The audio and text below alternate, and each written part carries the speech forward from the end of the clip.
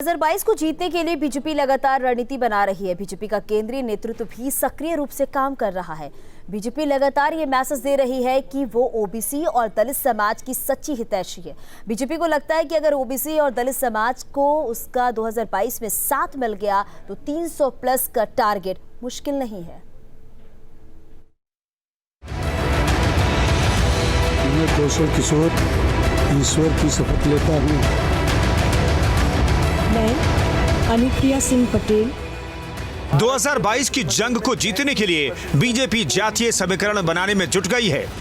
BJP अध्यक्ष JP Nadda ने मोदी मंत्रिमंडल के ओबीसी कोटे के मंत्रियों के साथ एक बैठक की।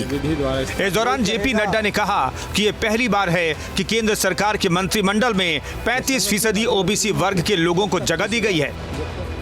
अब आज भारत के मंत्रिमंडल में 35% ओबीसी मंत्री हैं।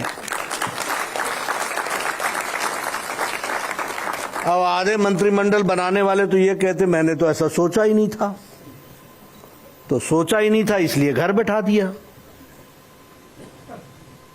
कोई कहेगा कि ये इसमें बड़ी क्या बात है, बड़ी बात नहीं है तो तुम कर लेते।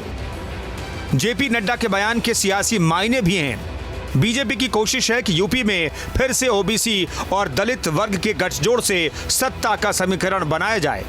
मोदी मंत्रिमंडल में यूपी से जिन 7 मंत्रियों को जगह दी गई है उनमें से महाराजगंज से सांसद पंकज चौधरी, अपना दल के अनुप्रिया पटेल, राज्यसभा सांसद बीएल वर्मा पिछड़ी जाति से ही आते हैं। आगरा से सांसद एसपी सिंह बघेल, सांसद भानु प्रताप वर्मा और मोहनलालगंज से सांसद कौशल किशोर दलित समुदाय से हैं। वहीं लखीमपुर खीरी से सांसद अजय कुमार मिश्रा ब्राह्मण समुदाय से आते हैं।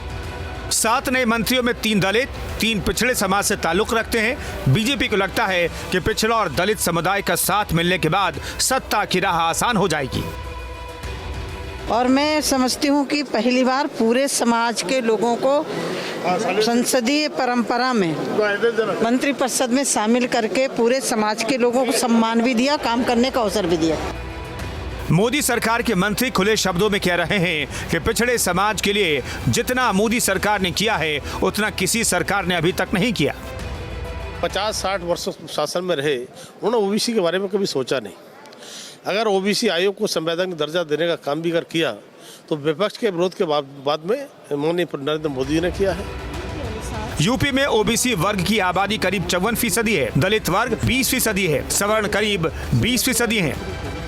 बीजेपी को लगता है कि इन सबके समर्थन में अगर उसे 50% वोट भी हासिल हो गए तो 2022 में उसका 300 प्लस का टारगेट तो पूरा हो ही जाएगा। दिल्ली से राहुल डबास के साथ टीम न्यूज स्टेट। यूपी में बीजेपी अपने सभी सहयोगियों दलों को साधने की कोशिश में जुटी हुई है और इसी वजह से निषाद पार्टी के राष्ट्रीय अध्यक्ष डॉक्टर संजय निषाद को बीजेपी हाईकमान ने दिल्ली बुलाया है और माना यह भी जा रहा है कि उत्तर प्रदेश में उनको एमएलसी बनाया जा सकता है। साथ ही उनके आरक्षण के मुद्दे पर भी बीजेपी कोई फैसला ले सकती है। 16 अगस्त को निषाद पार्टी अपना 6वां स्थापना दिवस मनाने जा रही है और इसको लेकर गोरखपुर में निषाद पार्टी ने तैयारियां भी शुरू कर दी है। अगले साल होने वाले विधानसभा चुनाव से पहले बीजेपी अपने सभी सहयोगी पार्टियों को अपने साथ एक बार फिर से जोड़ने के लिए अभियान चला रही है और ख़ासतौर पर निषाद पार्टी की अगर बात करें तो निषाद पार्टी के राष्ट्रीय अध्यक्ष डॉक्टर संजय निषाद को आज दिल्ली बुलाया गया है। बीजेपी के राष्ट्रीय अध्यक्ष के साथ आज उनकी मुलाकात होनी है और माना जा रहा है कि जिस तरह से केंद्रीय मंत्रिमंडल के विस्तार में बीजेपी ने निषाद पार्टी को कोई भागीदारी नहीं दी थी, उसके बाद से खटास आई थी दोनों पार्टियों के बीच में जो संबंध थे और उस खटास को ख़त्म करने के लिए और एमएलसी कोटे से डॉक्टर संजय निषाद को एमएलसी बनाए जाने को लेकर के आज ये मीटिंग दिल्ली में हो रही है और माना जा रहा है कि आने वाले कुछ दिनों में निषाद पार्टी को उत्तर प्रदेश सरकार में कहीं न कहीं कोई भागीदारी मिल सकती है। 16 अगस्त को निषाद पार्टी का 6वां स्थापना दिवस समारोह है, उसको लेकर के डॉक्टर संजय निषाद काफ़ी दिनों से तैयारी कर रहे थे और माना जा रहा था एक तरीके से शक्ति प्रदर्शन भी उस दिन निषाद पार्टी अपनी करने वाली है। और ख़ासतौर पर पूर्वांचल में जिस तरह से निषाद वोट बैंक को साधने के लिए कई दूसरी पार्टियों ने अब अपने प्रत्याशियों को लाना शुरू कर दिया है। तमाम दूसरी पार्टियां भी आकर के गोरखपुर को केंद्र बना करके निषादों के ऊपर राजनीति कर रही है। उसमें सबसे प्रमुख नाम और सबसे बड़ा अगर कहीं वोट बैंक निषाद पार्टी